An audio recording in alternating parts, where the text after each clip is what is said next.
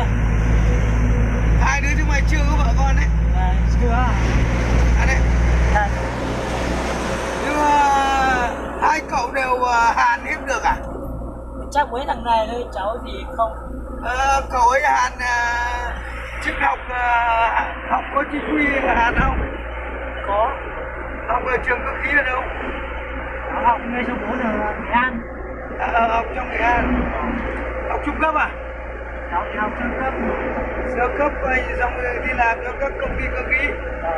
Nhưng bây giờ lại chán, bây giờ đi ra ngoài này đi bốc vác hay là làm cơ khí?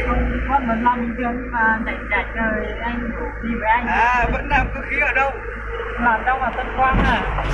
Làm trong công ty Tân Quang. Công nghiệp Việt. Công nghiệp Việt. Trong công nghiệp Việt à?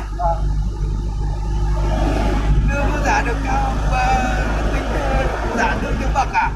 Hay là tính chất sản phẩm?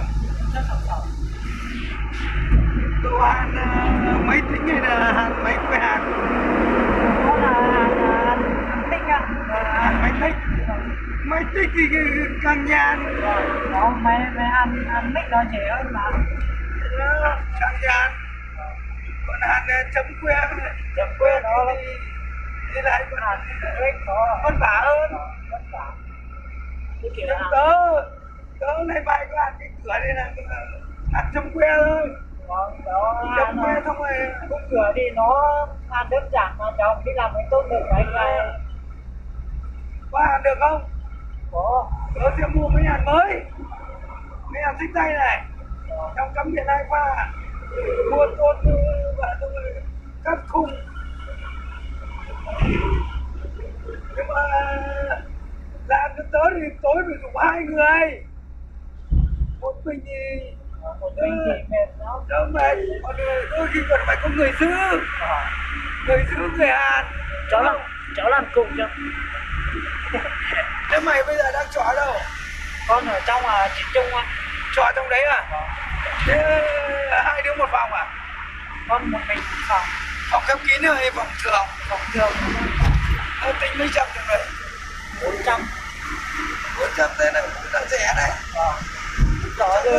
Đó là trong làng, bao giờ rẻ hơn ngoài phố. Ngoài phố phải đắt hơn.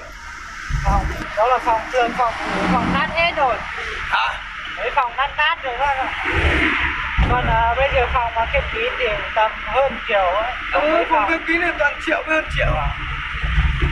Rẻ nhất phải 1 triệu. Ở ngoài phố thì nó tiện nhiều cái. Thì nó phải đắt hơn trong làng.